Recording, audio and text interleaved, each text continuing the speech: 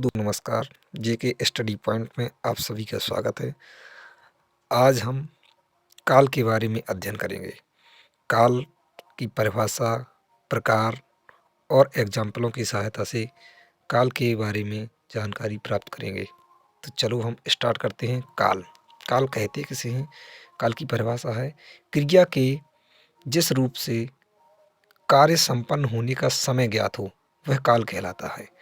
काल के 3 भेद होते हैं: वर्तमान काल, भूतकाल, भविष्यकाल। वर्तमान काल गुजर रहे समय का बोध कराता है, भूतकाल बीते हुए समय का बोध कराता है और भविष्यकाल आने वाले समय का बोध कराता है। तो चलो इनका एक एक करके अध्ययन करते हैं। भूतकाल क्रिया के जिस रूप से बीते हुए समय का बोध होता है उसे भूतकाल कहते हैं। भूतकाल के भेद, भूतकाल के 6 भेद होते हैं: साधारण भूतकाल, अपूर्ण भूतकाल, पूर्ण भूतकाल, आसन्न भूतकाल, संदिग्ध भूतकाल और हेतुमत भूतकाल। तो चलो एक एक करके अध्ययन करते हैं। सामान्य भूतकाल, इसके बारे में जहाँ कार्य के होने के समय का पता नहीं चलता, मतलब कार्य अभी अभी समाप्त हुआ है या कुछ समय पहले समाप्त हुआ है। जैसे राम ने अखबार पढ़ा, उसने अपना काम खत्म कर लिया। सीता ने पत्र लिखा, बच्चे विद्यालय गए, राम ने खाना खाया आदि। और भी उदाहरण लिख सकते हैं। अपूर्ण भूतकाल, जहाँ भूतकाल की क्रिया की अभी समाप्ति नहीं हुई हो। इसकी पहचान है अंत में रहा था, रही थी, रहे थे आदि शब्द आते हैं। जैसे बच्चा आ रहा था, राम किताब पढ़ रहा था, गीता पत्र लिख रही थी, बच्चे विद्यालय जा रहे थे।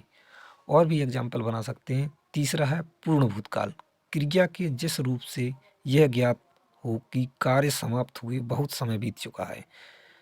जैसे राम ने अखबार पढ़ा था, गीता ने गाना गाया था, सीता ने पत्र लिखा था, बच्चा आया था। और भी एग्जाम्पल हैं।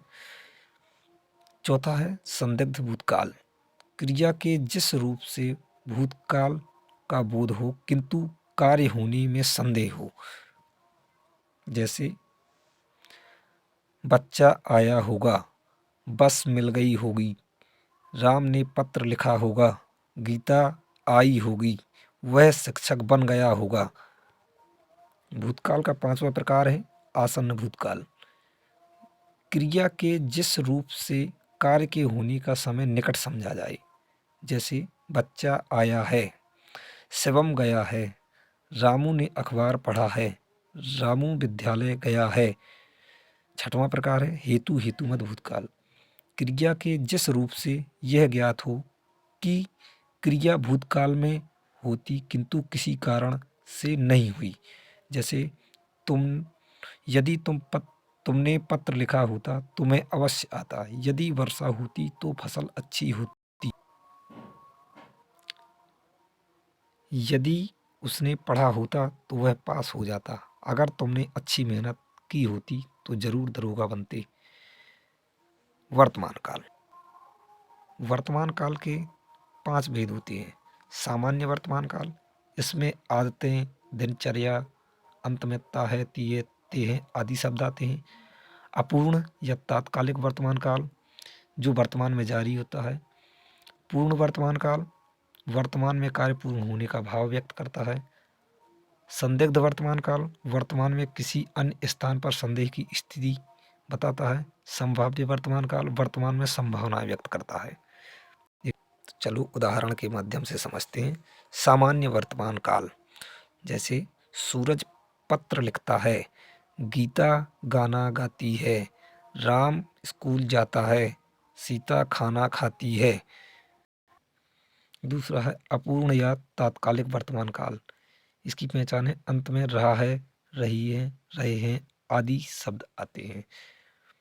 जैसे राहुल पढ़ रहा है, गीता गाना गा रही है, तुम लोग अभी तैयारी कर रहे हो, राम खाना खा रहा है। और भी बहुत से एग्जाम्पल बना सकते हैं। तीसरा है पूर्ण वर्तमान काल।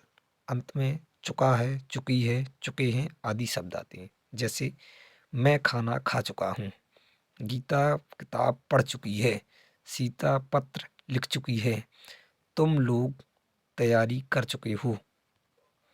वर्तमान काल का चौथा प्रकार है संदिग्ध वर्तमान काल। अंत में होगा, होगी, होंगे आदि शब्द आते हैं। जैसे आकाश खेल रहा होगा, गीता बाजार जाती होगी, टेलर कमीज बनाता होगा, राम सो रहा होगा। पांचवा प्रकार है संभाव्य वर्तमान काल। जैसे शायद वह सब्जी काटता हो, शायद राम बाजार गया हो, गीता ने खाना खाया हो, शायद वह लौटा हो। चलो अब भविष्य काल के बारे में देखते हैं। भविष्य काल। भविष्य काल के तीन भेद होते हैं। सामान्य भविष्य काल, अंत में एगा, एगी, एगे आदि शब्द आते हैं। संभाव्य भविष्य काल और हेतु हेतुमत भविष्य काल। सामान्य भविष्य काल एग्जाम्पल देखते हैं। हमारी नौकरी लगेगी, गीता खाना बनाएगी, भारत T20 विश्व कप जीतेगा।